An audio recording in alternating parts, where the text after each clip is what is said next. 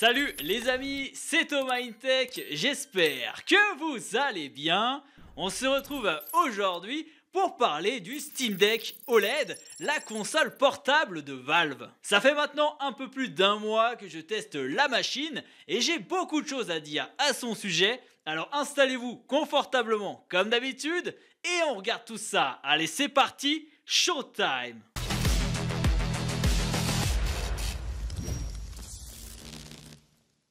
On commence par le design de la console. Déjà, il faut savoir qu'elle est très similaire à la version LCD à quelques détails près. Sinon, la construction est en plastique, ce qui la rend assez légère avec seulement 640 grammes sur la balance. Sinon, cette console se distingue par une construction bien pensée avec notamment deux trackpads, deux sticks analogiques, une croix directionnelle, des boutons A, B, X, Y, tous bien placés je trouve. Sur le dessus, on retrouve les boutons volume, une prise casque, le ventilateur, un port USB-C et le bouton marche-arrêt. Comme ses concurrents, le Steam Deck a des gâchettes et des boutons à l'arrière, mais qui eux sont parfaitement placés. Notamment dans Elden Ring, je m'en sers pas mal et c'est super pratique. Et enfin, faut le dire quand même, mais on a le droit à un emplacement pour une carte micro SD. En tout cas, le format est top, que ce soit en termes de dimension, prise en main,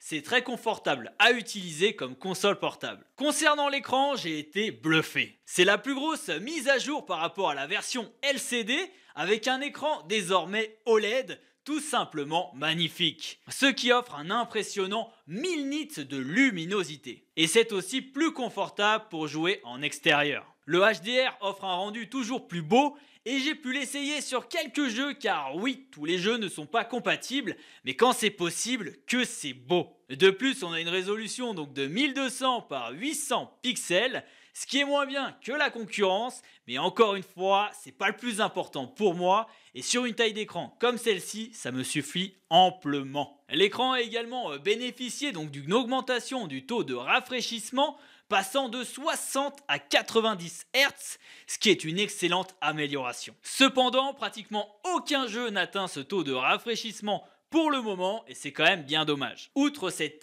énorme mise à jour donc OLED, l'écran est aussi tactile, et sur cette version, je le trouve très réactif et précis, c'est super agréable. Au niveau sonore, le Steam Deck se démarque de la concurrence avec un emplacement qui est idéal. Le son est puissant, clair et vraiment agréable pour jouer.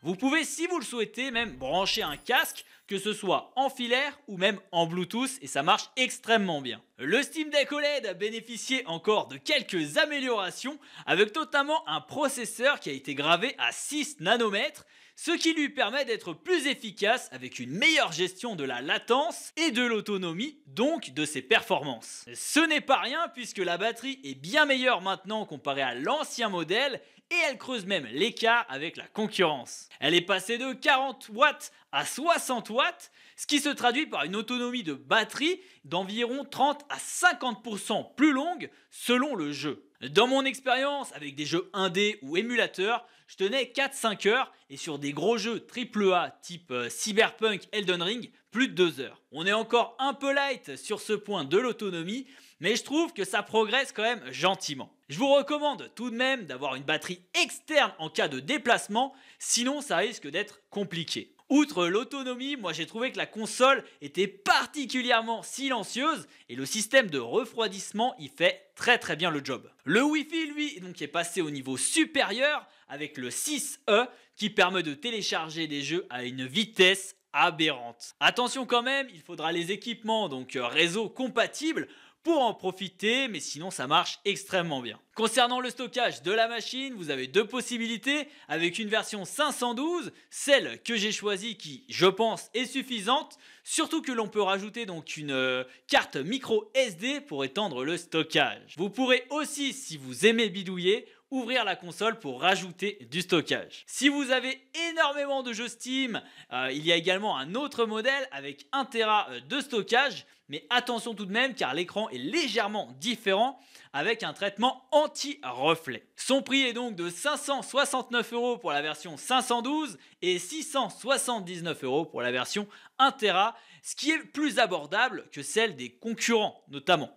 Dernier point important que je souhaitais partager avec vous, c'est que la console fonctionne sous SteamOS, qui est basé sur Linux. C'est notamment une des raisons pour lesquelles j'apprécie autant cette machine. SteamOS est minimaliste, convivial, ergonomique, ce qui facilite la navigation dans la console et le chargement des jeux. Contrairement à Windows, c'est un véritable système d'exploitation tactile qui fonctionne bien, mais également avec les boutons de la manette. Il n'y a pas besoin d'activer des mises à jour dans plusieurs sous-menus ou autres. Ici, tout est simple, efficace et ludique. Par contre, dès que vous sortez de la bibliothèque Steam, vous devez savoir que ça devient plus compliqué. On doit passer sur le mode bureau et bidouiller un peu la console pour installer des applications comme GOG ou encore le Xbox Game Pass, alors que les concurrents, eux, ont des applications dédiées qui sont beaucoup plus faciles. Pour avoir testé la Roguelite et la Legion Go, je pense que les concurrents ont des points forts de fonctionner sous Windows,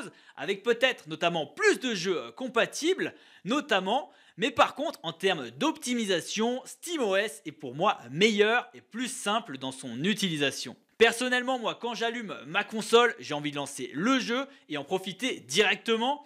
Avec les autres consoles, eh bien, ce n'était pas forcément le cas, malheureusement. Sinon, j'ai testé pas mal de jeux depuis plus d'un mois maintenant, notamment des jeux AAA comme Cyberpunk, Elden Ring, qui tournent extrêmement bien d'ailleurs, mais aussi des plus petits jeux ou encore des émulateurs. J'ai notamment intégré EmuDeck avec la PS2 et ça tourne hyper bien. Je me suis même remis donc à Ratchet & Clank, Crash Bandicoot, ça rappelle des souvenirs. Après, si vous êtes plus jeune que moi, vous avez aussi l'émulateur PS3, mais j'ai pas testé pour être honnête. Pendant mes sessions de jeu, j'ai pas senti un besoin supplémentaire de performance, mais pour avoir testé l'Asus ROG Ally et la Lenovo, clairement elles sont plus puissantes, il n'y a pas photo, et vous pouvez même les utiliser branchés à un écran externe et le résultat est bien meilleur que le Steam Deck. Là pour le coup, on a un vrai PC gamer chez la concurrence, alors que là avec le Steam Deck, c'est quand même très moyen. Pour conclure cette vidéo les amis,